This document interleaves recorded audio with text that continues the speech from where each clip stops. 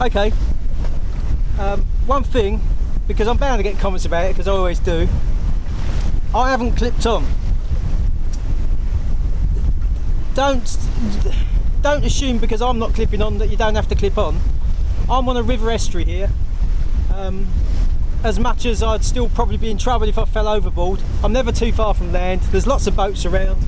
I'm not going to get swept out to sea, even though the tide's going out. When I get out into the Thames estuary and it's a bigger bit of water, if it's at all bumpy, I probably will clip on if the wind's picked up.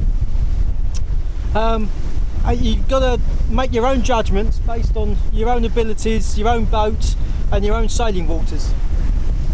Don't just do as I do.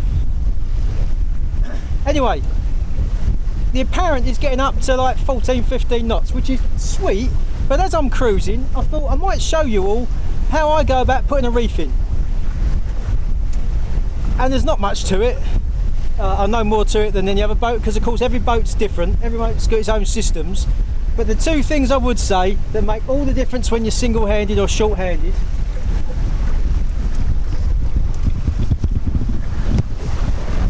the first one, mark your halyard. Not sure if it's going to come out on here. There we go. I've got a bit of tape on mine. That bit of tape lets me know when I've lowered the halyard to the right height to get the first what do you call it? The first ring, reefing ring or whatever, over the horn on the end of the boom. Now the other thing you need,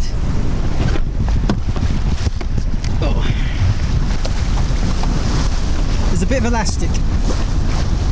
And you want that bit of elastic so that when you lower the sail and hook the thing I can't think of the name of over the horn, you then use that bit of elastic to hook it on to hold that ring onto that horn so it doesn't fall off, because by the time you've walked back to the cockpit,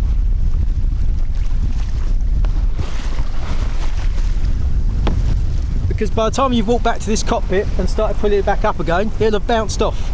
And that's all there is to it. Everything else is down to preference. So hopefully the camera on the back is working.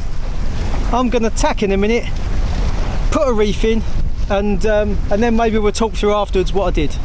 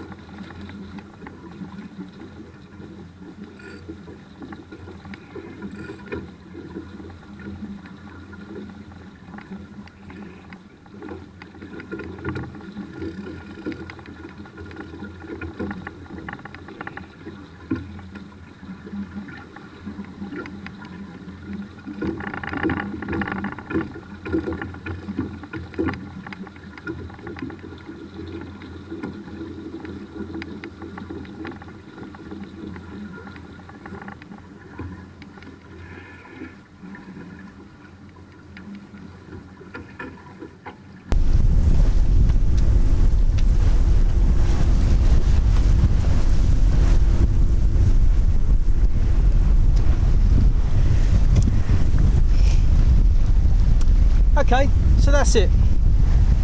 Doesn't take long. on my boat. Some boats it's easier, some boats it's harder. But basically what I do, I sort the halyard out so it's free to run. I crack the boat off, only 5-10 degrees say, and ease the jib a little bit so I can keep sailing. Let obviously the main halyard go, so the mainsail is now not driving the boat. Lower the sail down to my mark, which is clearly moved since last year, because there's about, I don't know, 8-10 inches, maybe a foot more rope let out than I needed. But anyway, lowered it down. Then I went forward, hooked the bit I don't know the name of onto the hook on the boom with my piece of elastic to hold it in place. Then I come back to the cockpit, I winch the halyard back up again. I then winch on the reefing line, which I like to have hard. I see lots of people that have the reefing line loose, but effectively what that does is make the foot of the sail very full, which is effectively powering up the sail, which of course is not what you've reefed for. You've reefed to depower, so you really want to put it on hard. People are scared of stretching their sails and stuff, but to be honest, you'll do more damage to a sail having it incorrectly set than you ever will, well, not quite ever will, but probably ever will, just winching on your reefing line. And as you probably saw, as part of what I did there is I went to the end of the boom, unhooked the sailcloth so it wasn't all bunched up and trapped, and I pushed the boom up so that I could take as much of the slack out of the down part of the reefing line, so it just pulled it back, and then it's easy.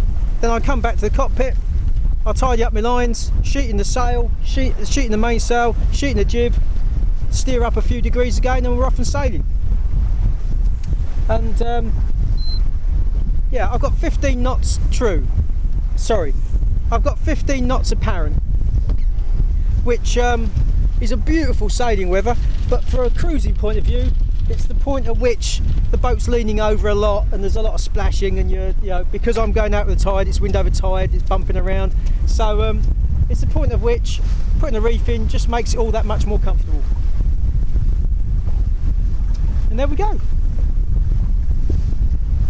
If you disagree with any of that, or you do things differently, or you've got any information you think might be useful to other people that are watching this film, please leave a comment down below, because with all these films I do, I don't see these as me teaching you suck eggs, or trying to, you know, I don't see these as even the right way to do things. It's just the way I do it, and I know I use YouTube as a sort of a resource for learning. So I would type in, how do you reef, and I'd look at a film like this and I'd read the comments and find out, you know, try and learn from it. So please, if you can contribute to this, do so.